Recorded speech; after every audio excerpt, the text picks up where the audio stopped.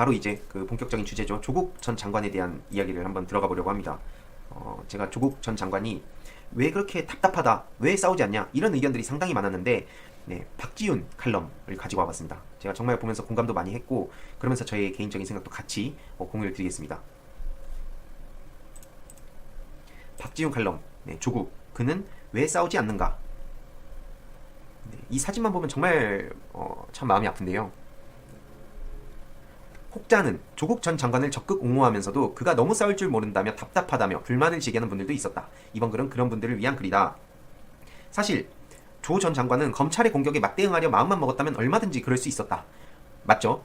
실제로 저도 그런 생각을 했습니다. 자꾸 그 감정적으로는 그냥 있는 그 합법적인 권한을 다 행사하면 안 될까? 이 정도까지 그 검찰과 언론과 정치인들이 거의 망나니에 가까운 짓을 하고 있는데 좀 한 번쯤 그런 거 하면 안 될까 생각을 했는데, 조국 전 장관은 저의 그 생각과는 훨씬 다른 깊이를 가지고 계셨고, 결국에 그 혼자 묵묵히 견뎌내셨죠. 많은 국민분들이 또 응원을 해주시긴 했지만, 검찰청장에 대한 지휘권 발동과 윤석열의 수족들에 대한 인사권 행사는 법적으로 법무부 장관에게 보장된 권한이죠.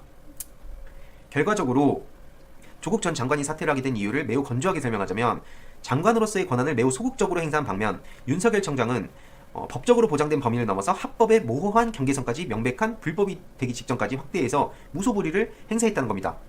그러니까 한 명은 정말 최소한으로 그 권한을 행사했고, 반대로 또 한 사람은 이게 불법인가 아닌가 애매모호한 지점까지, 저는 개인적으로 그리고 명백한 불법도 있었다고 생각합니다. 그 지점까지 확대해서 무소불위를 행사를 했죠. 그래서 만약 내가 조국 전 장관의 처지에 있었다면 어땠을까? 나는 검찰이 내 가족을 건드리는 즉시 당연하다는 듯이 법무장관으로서의 권한을 행사했을 것이다. 저도 처음엔 당연히 원칙 진짜 딱 지키면서 해야 된다, 당연히 그렇게 생각했는데, 시간이 지나면 지날수록 이 정도 아까 앞서 말씀드렸던 인사권 정도는 해도 되지 않을까 생각했는데, 조국 전 장관은 그런 선택을 하지 않았습니다. 그 지점이 참 가슴이 아프더라고요. 가장 먼저 윤석열의 최정예 수족 특수부 검사들을 지방한직으로 흩어버리고, 검찰청장에게 나와 내 가족에 대한 부당한 수사에 브레이크를 거는 지휘권을 발동하고, 일일이 기자들을 모아놓고 적극 항변함으로써 검찰의 부당한 먼지털이 수사에 대해 정면 대응했을 것이다. 나는 당당하니까. 게다가 그 언론사들의 의혹을 가장한 온갖 가짜뉴스들도 적극적으로 대응했다면 충분히 할 수 있었겠죠. 하지만 하지 않았습니다.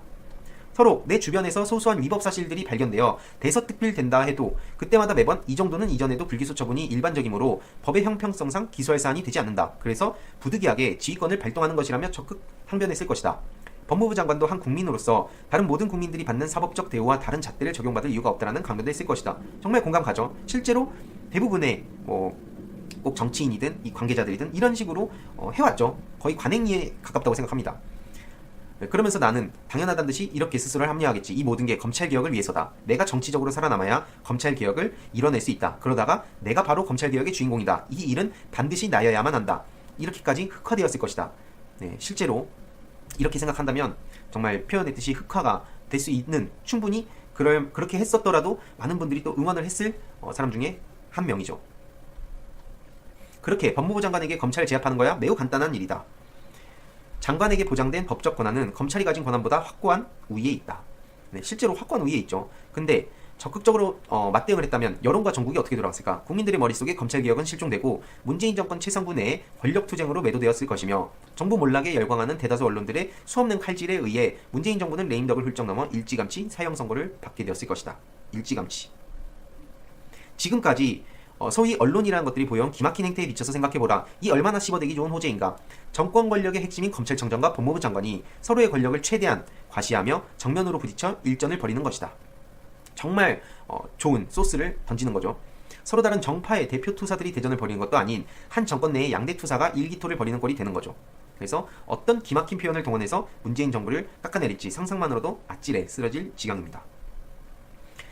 조국 전 장관이 그 본인과 가족에 대한 압도적 핍박을 돌부처처럼 무서울 정도로 냉정하고 철저하게 묵묵히 버텨내었기 때문에 바로 그래서 검찰개혁의 당위성에 순수성은 티끌만큼도 훼손되지 않았고, 그래서 현 정권 내 권력투쟁이란 프레임은 기레기들이 아무리 원해도 제기조차 될 수 없었습니다. 그리고 그런 조국 전 장관의 개인적 희생이 결과적으로 후임 법무부 장관이 검찰의 맹렬한 칼바람을 내리쳐도 확고한 정당성이 확보되도록 든든하게 보장해준 거죠. 요약해보자면 조국 전 장관이 충분히 그 개인의 진짜 일가가 난도질을 당하면서도 검찰이 이 정도로 무서운 집단이다, 개혁해야 한다 라는 그 당위성을 스스로 진짜 말 그대로 보인 겁니다.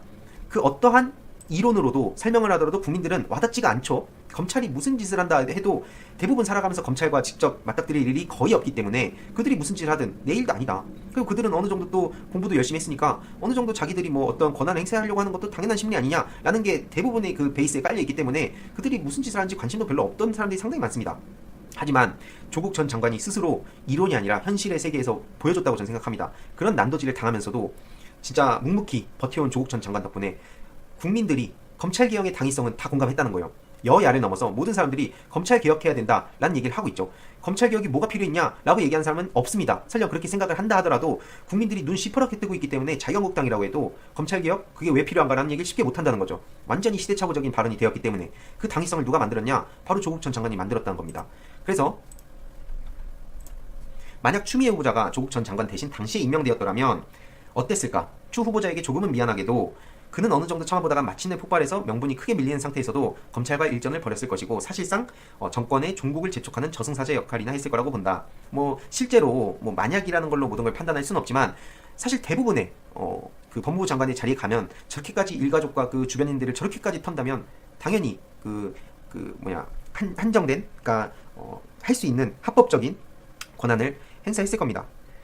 조국 전 장관에겐 본인과 가족이 받는 그 상상조차 어려운 엄청난 핍박보다도 검찰개혁과 정권의 순항이 더 중요했던 거고 가족이 견딜 수 있는 한계까지 버티며 검찰개혁의 첫 삽을 뜨고서야 물러난 것이다. 한편으로는 윤석열이라는 백정검사를 검찰청장으로 용인하는 대실수를 하기도 했지만 그에 대한 마땅한 책임을 넘쳐나게 짊어졌고 결과적으로 검찰개혁의 당위성은 국민들에게 더더욱 확고하게 각인이 되었죠.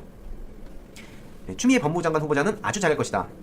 하지만 그가 맡은 역할은 사실상 마무리 투수에 가깝다. 이 마무리 투수로서 추미애를 대체할 더 나은 인물이 별로 없으니 그의 역할도 당연히 크지만 사실 선발 투수 조국의 역할이 너무도 지대했다. 야구룰로는 간단히 비유가 되지 않는 게 그가 가진 권한을 최대한 활용하여 반격하는 것이 필연적으로 팀의 참패를 불러오는 지름길이었기 때문이다. 팀의 승리를 위해 그는 끝내 묵묵히 얻어맞기만 했다. 윤석열 검찰은 현 정부의 주요 기조들 중 하나인 검찰개혁의 정면으로 치받기보단 개인 비리를 꼬투리 삼아 검찰개혁의 아이콘인 조국 전 장관을 공격하는 것이 훨씬 효과적인 전술이라 판단했고 결과적으로 그런 전술은 적중한 셈이죠. 조국이라는 사람의 됨됨이가 그런 사람이기도 했기 때문이고요. 하지만 세상 누구에게나 인내의 한계선은 있습니다. 윤석열 검찰이 조국 전 장관과 그 가족을 탈탈 털어댄 잔인한 수사와 언프랭테드를 돌아보면 신이 아닌 살아있는 사람이라면 누구라도 견뎌낼 수 없는 수준이었죠. 조국 전 장관은 언제든 말 한두 마디로 검찰에 자신의 권력을 행사할 수 있었고 그러면 자신과 가족이 받는 핍박을 회피할 수도 있었습니다. 충분히. 제가 아직은 정보를 드릴 수가 하지만 더 노력하겠습니다. 진이가 갑자기 반하네요. 검찰의 상당수도 이 억지 수사를 진행해 오면서 매 단계마다 긴가민가 조마조마했을 겁니다. 이렇게까지 때려도 또 견딜까? 어디까지 때리면 발끈할까? 하고 말이죠. 마치 철없이 막대기로 맹견을 툭툭 때리는 아이들과 같은 심정이 아니었을까. 하지만 조국은 끝까지 권력 행사의 유혹을 이겨냈습니다. 칼질은 쉽습니다.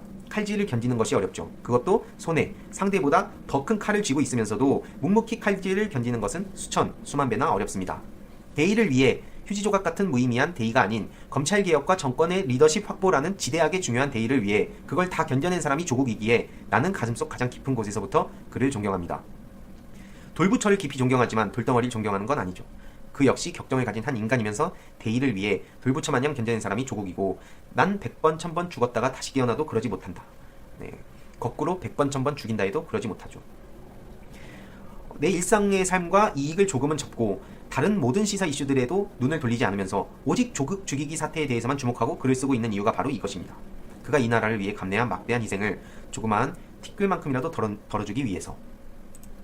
이게 그 박지훈 칼럼에 있는 글을 가지고 왔고요. 어떻게 보면은 정말 격하게 공감이 갑니다.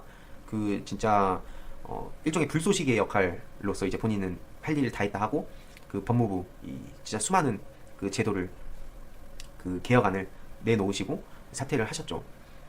그 과정에서 아까 말씀드렸듯이 충분히 합법적인 권한을 행사할 수 있었음에도 불구하고 그런 선택하지 않았습니다. 왜냐하면 저는 그렇게 생각합니다. 제 개인적인 생각으로는 맞을지 안 맞을지 모르지만 궁극적으로 바라는 세상이 그런 거죠. 어떤 힘을 가진 사람이 본인의 합법적인 권한을 행사한다 하면 결국엔 그 아래에 있는 사람들한테는 그게 어떻게 다가갈지도 모르고 특히나 그게 법무부, 그 검찰 쪽은 완전히 막강한 전 세계에 유례없는 힘을 가지고 있는 검찰 조직을 개혁해야 되기 때문에 조국 전 장관이 당장 그걸 행사를 하면 개혁의 당위성이 당장 사라질 수 있다는 겁니다. 그들이 그 프레임을 충분히 만들 수 있는 사람들이고 충분히 그런 전략도 이미 오래전부터 다 짜놨겠죠.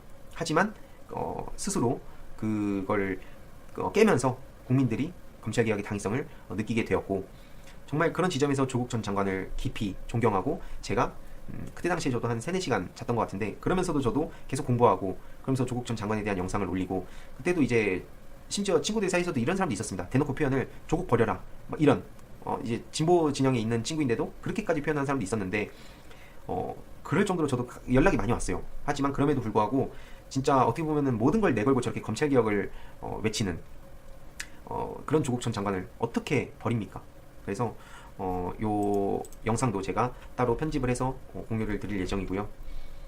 그런 의미에서 검찰개혁 이 추미애 법무부 장관께서 완벽하게 마무리 투수가 되어서 모든 걸 할 수는 없습니다. 사실 이 수십 년간 쌓여온 이 적폐가 어떻게 보면 그 정신은 수백 년, 수천 년 됐다고 볼 수도 있겠죠. 가장 단순하지만 가장 크게 먹혀드는 게 뭡니까? 힘 센 사람이 힘 약한 사람 때려도 된다. 검찰이 힘 센 사람이고 국민들은 항상 힘이 약한 존재였습니다. 하지만 그들이 착각하고 있었던 게 있죠.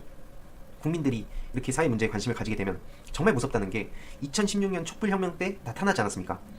근데 검찰은 거기서도 자유로웠죠. 근데 이제는 그 대상이 검찰로 향했습니다. 아무리 그들이 무슨 전략을 짜서 온다 하더라도 이제는 어떻게 보면 시대적인 흐름이고 이걸 막을 수 있는 사람은 이제 없다고 생각합니다. 국민 개개인을 그렇다고 검찰이 다 털 수 있는 것도 아니잖아요. 여태까지는 이 쪽집게로 똑똑 뽑아갖고 검찰 개혁을 하려는 사람들을 지금 난도질을 해왔는데 본인들보다도 힘이 센 권한을 가진 조국 전 법무부 장관한테까지도 그렇게까지 난도질을 해왔는데 여태까지 검찰이 그러면 그런 힘을 가지지 않은 사람들한테는 어떻게 했을까? 굳이 말로 설명 안 해도 쉽게 알 수 있다고 저는 생각합니다. 정말 충격적이고요.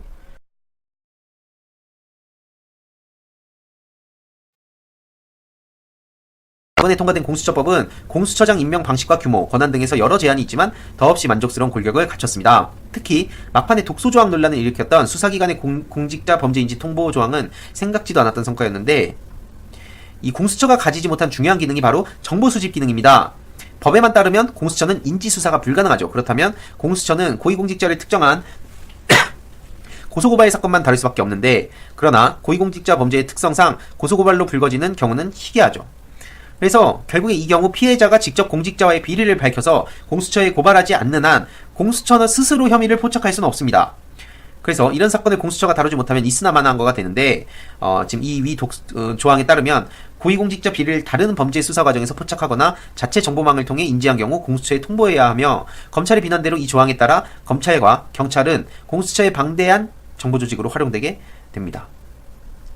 그래서 공수처 설치는 거시적으로 보면 역사를 바꾸는 혁명이지만 미시적으로는 정부와 여당의 명백한 정치적 승리나 마찬가지고요. 70년 동안 누구도 손대지 못했고 노무현 전 대통령의 기초적인 시도마저도 피해 보복을 불러왔던 이 거대하고도 지난한 과제를 20대 국회 막판에 기어코해낸 건 기대를 뛰어넘은 성과입니다. 조국 사태 이후 여당은 공수처 설치를 국민의 제1명령으로 선언했고요. 여당으로서는 이번 국회에서 최대한 노력하고 2020년 총선에서 본격적인 공약으로 내걸 수 있는 토대만 마련하는 것으로 만족할 수도 있는 일이었습니다. 그러나 결국 해치워버렸고 그것도 일정 정도 이상의 외형과 실질을 갖춘 채로 통과를 시켜버렸습니다. 이 성과는 역설적으로 검찰개혁의 필요성을 몸소 있는 대로 증명한 윤석열 검찰과 막무가내 반대로 일관한 제1야당의 무능의 역할이 가장 컸고요. 만약 윤석열 검찰이 조국 장관과 손을 잡고 오순도순 검찰 내부 개혁의 일부만 수행하는 모양만 갖췄어도 아니면 야당이 전략적으로 협상에 임했다면 또 이 정도까지 되진 않았을 거고 여당은 크나큰 공경에 빠졌을 겁니다. 어쨌든 역사는 이루어졌습니다. 노무현 대통령의 희생과 조국 전 장관 일가의 상처를 바탕으로 정권과 여당의 의지와 전략, 검찰의 실책과 야당의 무능, 폭발적인 국민의 지지와 압력 이 모든 것이 한데 어울려서 역사를 이루어낸 거죠. 그리고 그 역사의 중심에는 우리 수많은 추운 날씨에도 불구하고 함께 거리로 나가서 당당하게 목소리를 냈던 우리 수많은 이 시청자분들과 또 국민들이 있었다고 저는 생각합니다. 네. 그래서 조국 전 장관의 기소를 보면서 청와대가 대통령 인사권 흔들어 놓고 너무나 옹색한 결과라고 하기도 했는데요. 대통령 인사권을 흔들어 놓고 너무나 옹색한 수사 결과라고 청와대가 강하게 비판했습니다.